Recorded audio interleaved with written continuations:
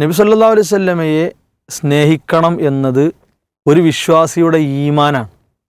അതില്ലെങ്കിൽ ഓനെന്തില്ല, ഓനില്ലല്ലോ, ഇസ്ലാമും ഈമാനും ഓനില്ല.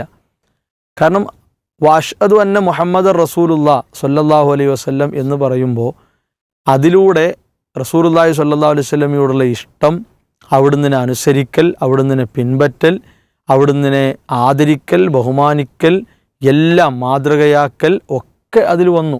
അതാണ് ആ ഷഹാദത്തിൻ്റെ പൂർണ്ണത എന്ന് പറഞ്ഞാൽ. അപ്പോൾ ഒരിക്കലും സ്നേഹത്തെ ഒരു പ്രേമത്തിൻ്റെ ശൈലിക്ക് കൊണ്ടുപോകാൻ പറ്റില്ല.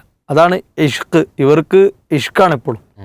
നബിയെ നമുക്ക് ഇഷ്ക് വേണം, ഇഷ്ക് വേണം എന്ന് തന്നെ മലയാളം പറഞ്ഞാൽ ചിലപ്പോൾ ആളുകൾ അടിച്ചാലോ പ്രേമം എന്നാണല്ലോ. അപ്പോൾ അത് ഇടയ്ക്കോല് പറയും ചെയ്യും, നമുക്ക് ഇങ്ങനെ പ്രേമിക്കണം പ്രേമിക്കണം. ശരിക്കും ആ പ്രേമം എന്നുള്ളത് അള്ളാഹുവിൻ്റെയോ അള്ളാഹുവിൻ്റെ ദൂതരുടെയോ വിഷയത്തിൽ കൊണ്ടുവരാൻ പറ്റിയ ഇതല്ല. കാരണം മോശ അർത്ഥമുള്ളൊരു പ്രയോഗം കൂടിയാണല്ലോ. പിന്നെ മറ്റൊന്ന് തഅലീമ് ചെയ്യലാണ്, ആദരിക്കൽ. എന്നാൽ ആദരവിനെ ആഘോഷാക്കാൻ എവിടെയില്ല. ആദരവിന് എന്തില്ല, ആഘോഷാക്കാൻ എവിടെയില്ല. ഇവിടെ എന്താണെന്ന് വെച്ചാൽ നബി സല്ലല്ലാഹു അലൈഹി വസല്ലമയെ പ്രേമിക്കുന്നു എന്ന് പറഞ്ഞ് യഥാർത്ഥ ആദരവിന് പകരം ഉണ്ടാക്കപ്പെട്ട ആഘോഷമാണ് ഇവർക്ക് പ്രധാനം.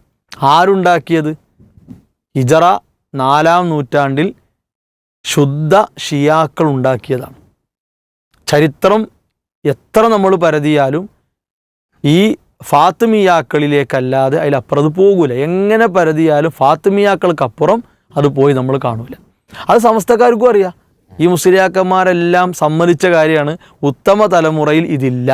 നബി സല്ലല്ലാഹു അലൈഹി വസല്ലമക്കോ സ്വഹാബത്തിനോ താബീകൾക്കോ തബഉ താബീകൾക്കോ പരിചയമില്ലാത്ത സംഗതിയാണ് ഈ ഉണ്ടാക്കപ്പെട്ട ആഘോഷം. പിന്നെ എന്തിനാത്? അങ്ങനെ അവർക്ക് പരിചയമില്ലാത്തൊരു കാര്യത്തിന് തെളിവ് പരതുക എന്ന് തന്നെ ശരിയല്ലല്ലോ. കാരണം അവരിലൂടെയാണ് ഇസ്ലാം റസൂലുള്ളാഹി സ്വല്ലല്ലാഹു അലൈഹി വസല്ലമയിലൂടെ പൂർത്തിയായി കിട്ടി. സ്വഹാബത്ത് അതിന് സാക്ഷികളായവരാണ്. അപ്പോൾ ആ സ്വഹാബത്തിനില്ലാത്തൊരാഘോഷം, നബി സ്നേഹം, നബി ആദരവ് എന്ന് പറഞ്ഞ് ഇസ്ലാമിന് വേണ്ടതില്ല. പിന്നെ ഇവർ ഇസ്ലാമിൻ്റെ പേരിൽ പറയും. കാരണം ഷിയ സൂഫി അനുകരിച്ച് വരുന്ന ആളുകളാണ്.